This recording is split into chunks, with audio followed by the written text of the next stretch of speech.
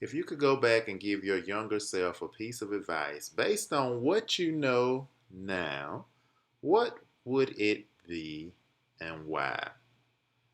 Hello, my name is Robert McWilliams, and I have been given this question to answer within the next 10 minutes. So I hope you enjoy viewing my response. So, if I could go back and give my younger self a piece of advice based on what I know now, what would it be and why? One major thing for me, and this has actually been something I've been thinking about, period, in my personal life, is I think if I knew what I know now, I would fail my way to success. I think we are taught in the school system that everybody wants to have an A. Everybody wants to be perfect. You want to write the perfect paper. You want to uh, get the perfect score on the test. You want to draft the ideal essay. You know, everything that we do in essence is according to the modern school system is we want to be perfect. We want to be excellent. We want to be flawless. And honestly, once you step out of academia, you know, once you graduate from high school or once you graduate from college, you know, the thought process is actually totally different. You no longer strive to color within the lines. And in essence, going to school teaches one how, in most cases, how to color within the lines. And what I mean by that is basically how to think the same. And don't get me wrong, I don't think necessarily everybody needs to be a renegade and fight the power, so to speak. There is a beauty in learning how to do things uniformly. But also, I think there's a danger when people are scared to color outside the line, so to speak, to step outside the box, to think differently. And I think people who we admire, who are extremely successful, they are the people who oftentimes thought outside the box and they were not afraid to jump on those ideas, to think, hey, maybe I could do this. Maybe this is possible. Maybe um, this could happen. And honestly, none of the modern technologies that we enjoy, from video cameras to cell phones to computers, even vehicles, even the way our homes are designed now, somebody had to think outside the box of conventional wisdom of the time and say, hey, let me try this because this might be better than what we've been doing all these years. So, on a personal level, I would fail myself to success more. I wouldn't be afraid to try new things. I would go and step out the box. I would have traveled more. I would, and my younger self, I would have um, just really tried things, really jump on the limb. A spiritual paradox: step out of the box, step out of the boat more. Attempt to walk on water more because when you push the envelope, you walking on a certain level of faith, and when you're walking on a certain level of faith, things happen. So, fail your way to success. That would definitely pass that word of wisdom to my younger self. Number two, because I love to itemize things, I would have set bigger goals. I've always kind of studied and goal setting, goal planning, but something that I really would have done more is probably set higher goals because, as it's probably often been stated before, if you shoot for the stars and miss and hit the moon, then you still have gotten four out of your earthly star, so to speak. So, you know, in essence, what does that mean in layman's terms? Basically, you know, if you set really, really, really high goals, even if you don't make it, and hopefully you do make it, even if you don't make it, you're going to go further than the person who doesn't have any goals or set at best minimum goals. So, again, I would have set higher goals for my younger self. Number three, I would have learned to journal more effectively. Um, Something that I picked up from my seventh grade social science instructor was the art of journaling. This particular instructor, I can't think of his name. He's a male instructor. He was a coach, but at the beginning of or the end of our social science class, we all had to take 5 minutes uh, in a composition book at that day and time to journal. And he didn't really read what we journaled. He just kind of viewed to make sure that we did journal. But from that, I learned or kind of got a love for jotting down my ideas, jotting down goals, jotting down thoughts, jotting down things that happened to me, things that might have been running through my head when I had this conversation with this friend, et cetera, et cetera. Now, as I went on beyond the seventh grade, I continued to journal in that same composition book. Once that filled, I bought other books um, to fill.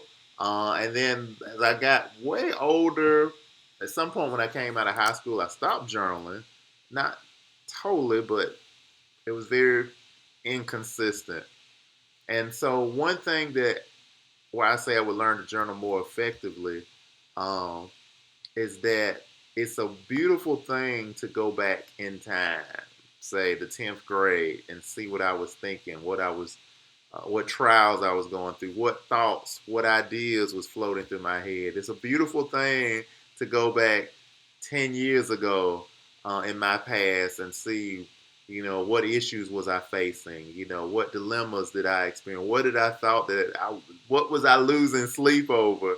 Um, it's also a beautiful thing to see how goals, how you progress in life, how maybe people that you thought you really couldn't live without, and then now, fast forward the clock, you realize, maybe things wasn't as rosy as you thought it was at that particular time. And so, henceforth, I've learned or discovered the at a glance standard journal diaries, and I love these because they're when you buy them by the year, they are outlined by month, by day, and so each and every day uh, is outlined. And so I have a dedicated page or pages, depending on the version that you buy, where I can write what happened, what meetings did I attend, what seminars did I go to, what books did I check out, what book did I see in the bookstore that was fascinating to me, what word of wisdom did I get from an instructor, from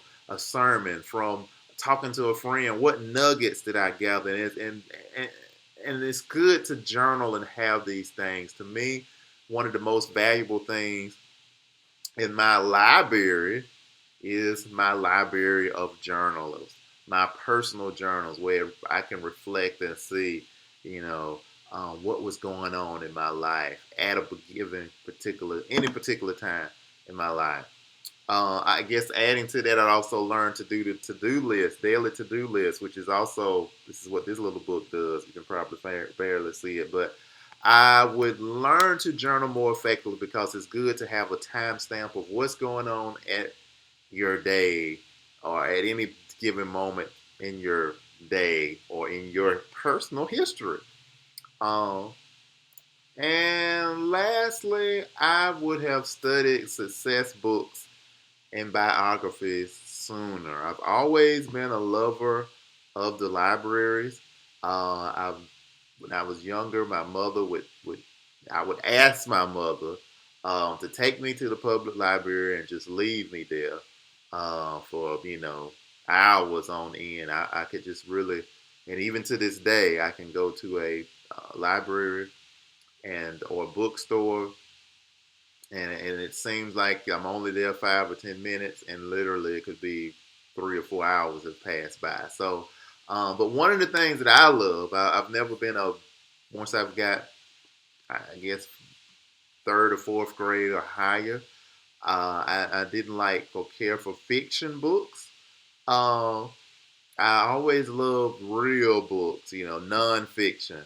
And so one of my favorite genres of nonfiction books are success books and biographies. Right next to me, I have my second favorite book, and it is Think and Grow Rich by Napoleon Hill. This book was written in 1937, so way, way, way, way before I was born, but has a lot of wonderful jewels, a lot of wonderful nuggets that are still relevant for this day and time. And so I love studying success books. I mean, I want to be successful, and so I want to consume content that talks about success that I can keep it in my mind, in my spirit, so it can just flow out of me, from me.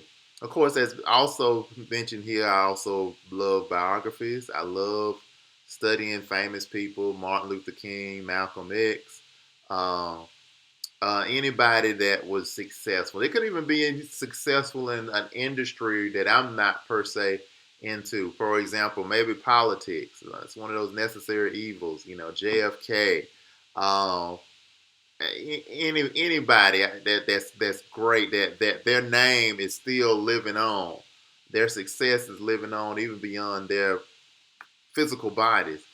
To me, that is a successful person, and I want to understand how did they become that person? Where was they born at? What type of family did they come from? How did they pull themselves up from poverty, if that was the case? Or how did they maintain their family name to emerge and develop their own name?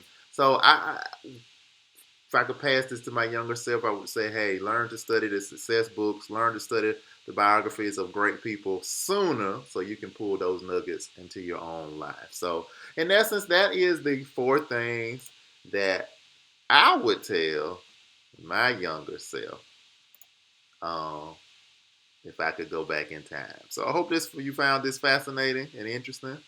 If you like it, feel free to leave a comment, and I would love to hear your comments, and also what you would say to your younger self. What advice would you give? So, again, thank you so much for watching, and of course, have a wonderful day.